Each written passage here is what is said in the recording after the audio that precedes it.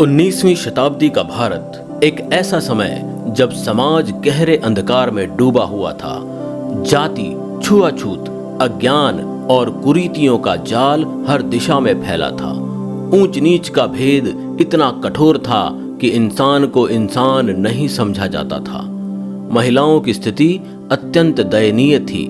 न शिक्षा, न अधिकार, न सम्मान। ऐसे ही अंधकारमय समय में एक प्रकाश स्तंभ उभरा, एक ऐसा योद्धा जिसने तलवार नहीं बल्कि ज्ञान, समानता और सत्य को अपना हथियार बनाया।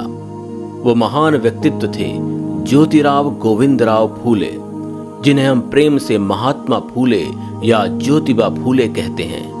उन्होंने समाज की जड़ता को चुनौती दी, शोषितों की आवाज बने और एक ऐसे भारत का सपना देखा जहां हर व्यक्ति समान हो, चाहे वह किसी भी जाति, वर्ग या लिंग का हो। ज्योतिराव गोविंदराव फूले का जन्म 11 अप्रैल 1827 को महाराष्ट्र के पुणे में एक माली परिवार में हुआ। उनके पिता का नाम गोविंदराव फूले था। परिवार आर्थिक रूप से साधारण था, लेकिन मेहनती और स्वाभिमानी था। बचपन से ही ज्योतिराव अत्यंत बुद्धिमान और जिज्ञासु थे। प्रारंभ में उन्होंने मराठी स्कूल में शिक्षा प्राप्त की, लेकिन बाद में उन्हें स्कॉटिश मिशनरी स्कूल में पढ़ने का अवसर मिला। एक बार वे अपने ब्राह्मण मित्र की शादी में गए। वहां उन्हें उनकी जाति के कारण अपमानित किया गया और समारोह से बाहर निकाल दिया गया। ये घटना उनके मन पर गहरा प्रभाव छोड़ गई। उन्होंने ठान लिया कि वे इस अन्यायपूर्ण व्यवस्था को जड़ से समाप्त करेंगे। कम उम्र में ही उनका विवाह सावित्रीबाई फूले से हुआ। सावित्रीबाई केवल उनकी पत्नी ही नहीं बल्कि उनके मिशन की सबसे बड़ी सहयोगी बनी। उन्होंने मिलकर महिलाओं और दलितों की शिक्षा के लिए ऐतिहासिक कार्य किए।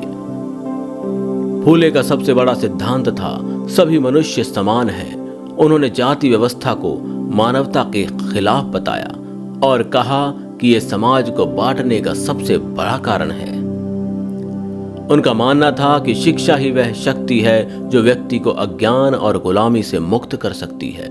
उन्होंने शिक्षा को सामाजिक परिवर्तन का सबसे प्रभावी माध्यम माना।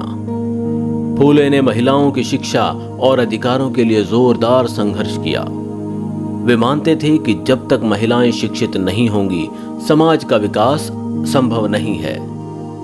उन्होंने धर्म के नाम पर फैले अंधविश्वासों और पाखंड का विरोध किया। उनका मानना था कि सच्चा धर्म वही है जो मानवता और समानता सिखाए। शिक्षा के क्षेत्र में उनका योगदान अविस्मरणीय है। 1848 में फूले और सावित्रीबाई फूले ने पुणे में भारत का पहला बालिका विद्यालय खोला। ये एक क्रांतिकारी कदम था, क्योंकि उस समय महिलाओं की शिक्षा को पाप माना जाता था। उन्होंने दलित और पिछड़े वर्गों के बच्चों के लिए भी स्कूल खोले। ये उस समय का सबसे बड़ा सामाजिक विद्रोह था। उन्होंने विधवा पुनर्विवाह का समर्थन किया और समाज में इसकी स्वीकृति के लिए संघर्ष किया।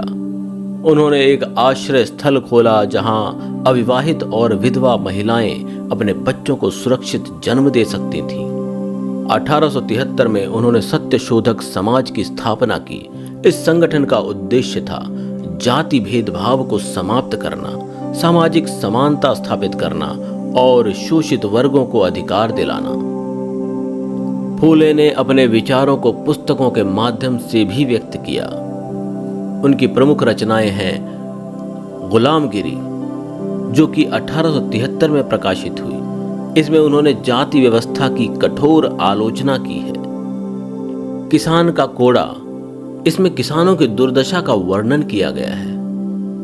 यद्यपि सामाजिक उत्थान के क्षेत्र में उनका योगदान अविस्मरणीय है, फिर भी उन्हें अपने कार्यों के लिए भारी विरोध का सामना भी करना पड़ा। जैसे समाज के उच्च वर्ग ने उनका बहिष्कार किया, उन्हें और उनके परिवार को अपमानित किया गया, यहां तक कि उन्हें घर से भी निकाल दिया गया। लेकिन उन्होंने कभी हार नहीं मानी। उनका संघर्ष शांतिपूर्ण लेकिन अत्यंत प्रभावशाली था। उन्होंने शिक्षा और जागरूकता को हथियार बनाया। उन्होंने पहली बार समाज में समानता और न्याय की आवाज बुलंद की। महिलाओं की शिक्षा और अधिकारों के लिए उनका योगदान ऐतिहासिक है।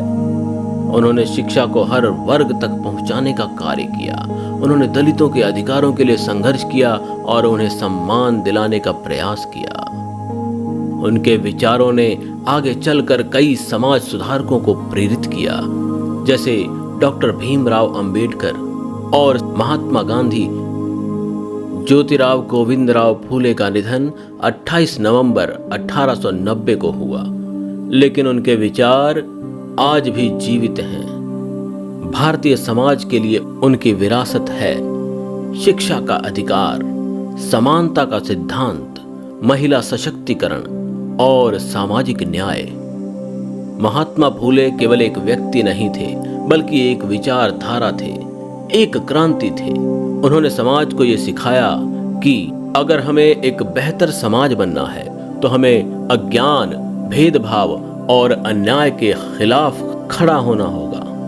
आज जब हम एक आधुनिक और लोकतांत्रिक भारत की बात करते हैं तो उसके मूल में कहीं न कहीं फूले के विचार और संघर्ष छिपे हैं। ज्योतिराव गोविंदराव फूले का जीवन हमें प्रेरणा देता है कि अन्याय के खिलाफ आवाज उठाओ, शिक्षा को अपनाओ और समाज में समानता स्थापित करने के लिए कार्य करो। दोस्तों, यदि ये वीडियो आपको अच्छा लगा हो तो इसे लाइक व शेयर करना ना भूलें, और यदि आपने इस चैनल को अभी तक सब्सक्राइब नहीं किया है तो जल्द से जल्द इसे सब्सक्राइब करें। जीवन व जगत से जुड़े हुए आपके मन में उठने वाले प्रश्नों के यदि आप उत्तर जानना चाहते हैं तो कृपया कमेंट के माध्यम से हमें सूचित करें। आपके सभी प्रश्नों के उत्तर अवश्य दिए जाएंगे। धन्यवाद।